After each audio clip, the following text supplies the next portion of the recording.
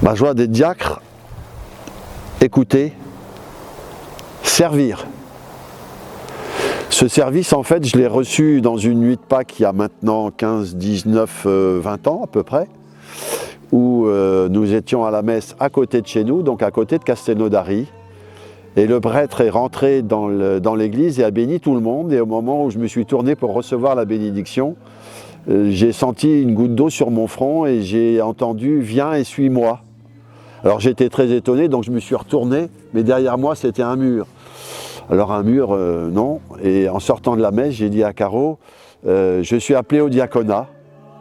Alors si on me pose la question, et je vois tes yeux qui me disent pourquoi tu dis ça, eh ben j'étais sûr de moi.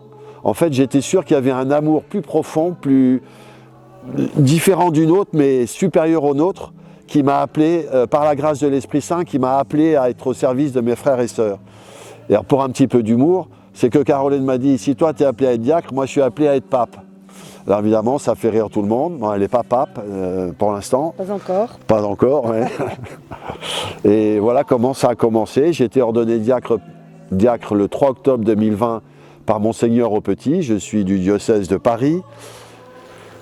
Pour l'instant, j'appartiens toujours au diocèse de Paris. Je suis détaché du diocèse de Paris sur le diocèse de Narbonne-Carcassonne, au service de mes frères et sœurs, qu'ils soient civils ou militaires, puisque je suis diacre et aumônier au 4e régiment étranger à Castelnaudary. Et ce qui m'a frappé aussi, c'est le comportement de ma famille vis-à-vis de moi. Hubert, je peux te parler. On part bras dessus, bras dessous, et on va à côté des autres. Est-ce que, voilà, j'ai ça à te dire, j'ai ça à te dire, j'ai ça à te dire.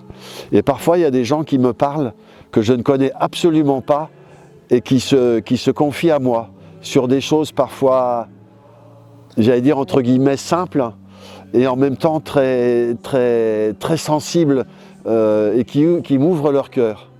Voilà, je me souviens de quelqu'un au régiment qui m'a dit, au moment de me serrer la main, il me dit « Au revoir, Padré », il me dit « Vous savez, c'est plus difficile de suivre le Christ que d'être à la Légion étrangère ». Et ça, j'oublierai jamais, jamais, jamais, jamais, parce que je trouve cette phrase est tellement puissante quand on sait qu'à la Légion étrangère, on rigole pas vraiment. Même si c'est très sympa, même s'il y a beaucoup de sport, c'est quand même un métier très difficile.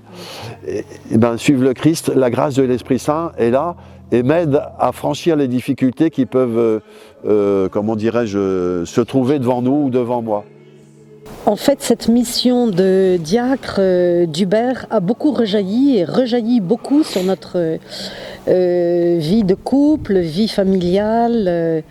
Il y a vraiment des grâces formidables qui sont retombées vraiment sur notre vie conjugale, notre vie de couple. Enfin, j'espère qu'elle continue à retomber. Voilà, oui, oui, c'est un beau cadeau.